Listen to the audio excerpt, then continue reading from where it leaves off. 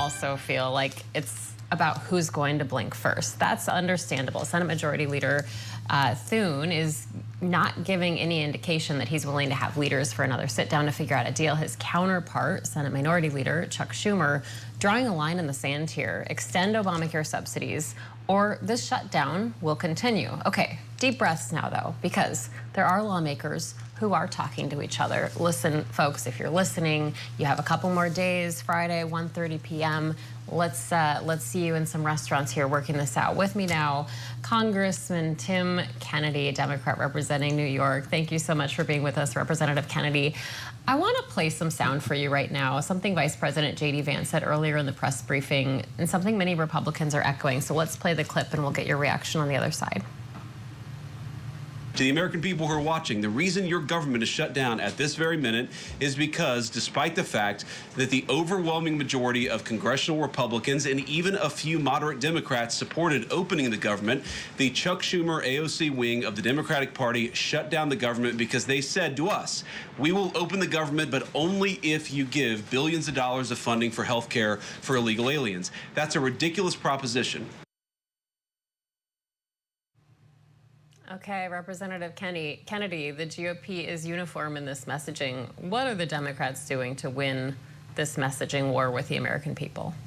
Maritza, they're uniform in telling a colossal lie to the American people. I mean, it is just so outrageous that they're actually saying that. I can't begin to put it into words. I mean, the bottom line is we Democrats are standing up for the American people and fighting for health care that this Republican Congress, the House of Representatives, the Senate, and the White House, all controlled by the Republican Party, have used to attack health care, Medicaid, Medicare, and the Affordable Care Act, and done everything in their power to hurt everyday Americans who are already feeling the brunt of economic downfall because of the economic policies set in place by this president. So the American people aren't buying what they're selling. And the bottom line is we Democrats are standing united,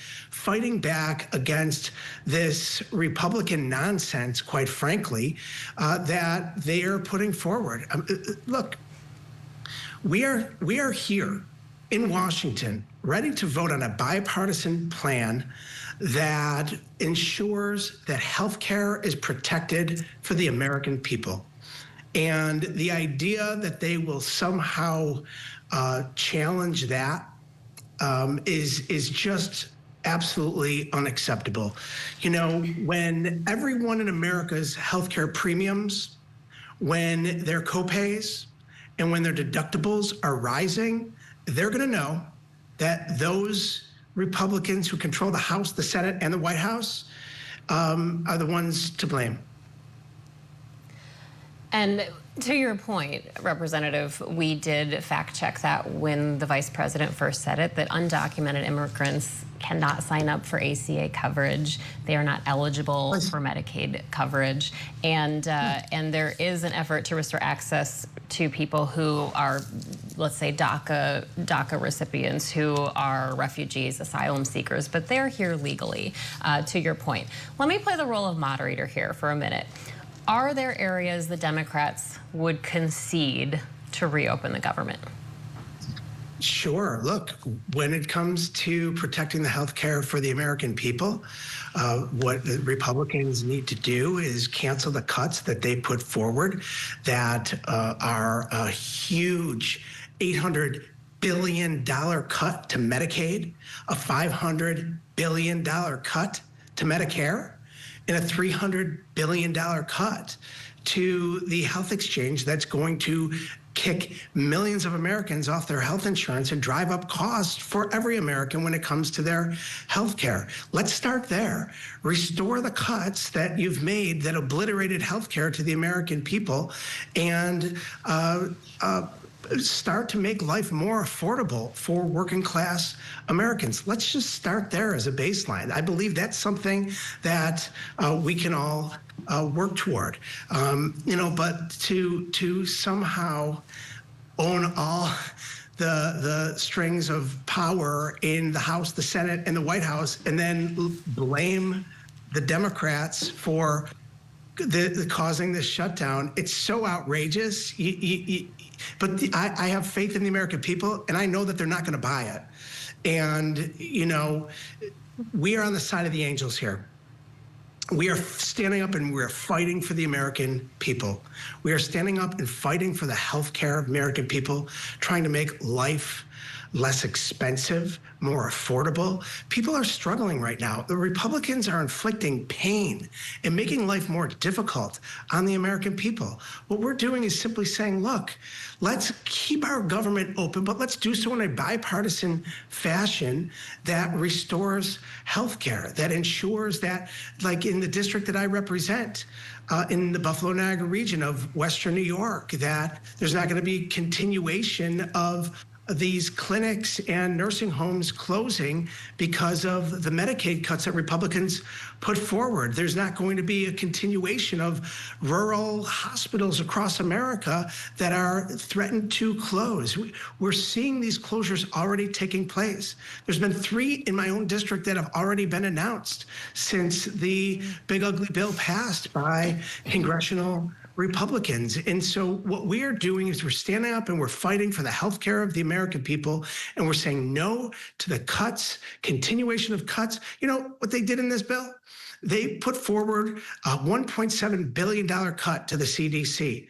They put forward a $400 million cut to the National Institute of Health that focuses on areas of cancer research and Alzheimer's research and finding a cure to these diseases. They're attacking healthcare. And they're asking Democrats in Congress to go along with their continued attack on healthcare in America, and we're refusing to do so. We're not going to let it happen. Okay, so Representative Kennedy, last question. The Senate has adjourned for the day. Tomorrow's a holiday. Let's say there's a miraculous deal cut by 1:30 p.m. Eastern on Friday. The House is out. Is there any scenario that you would get called back in to vote on an updated stopgap funding package this weekend, or is this dead on arrival until next week? Well, the minute that there is a bipartisan deal that protects health care for the American people and cancels the cuts that the Republicans have put forward and makes life more affordable for the American people, we are ready to go. I mean, we want this government to be functioning for the people of America. And the fact of the matter is that Republicans are holding it hostage to continue to attack health care, and you wonder why.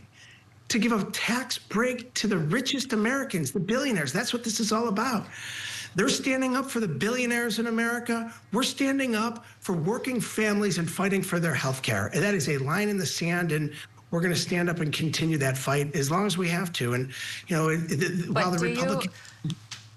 Do you see Speaker Johnson calling the House back in session if there is some kind of deal made, or do you think that this is on hold until next week when you're scheduled to come back? Well, I and my colleagues in the Democratic caucus are ready to go on a moment's notice, and the sooner that we can end this madness, the better. All right, Representative Tim Kennedy, we thank you so much for joining us. Thank you, Maritza.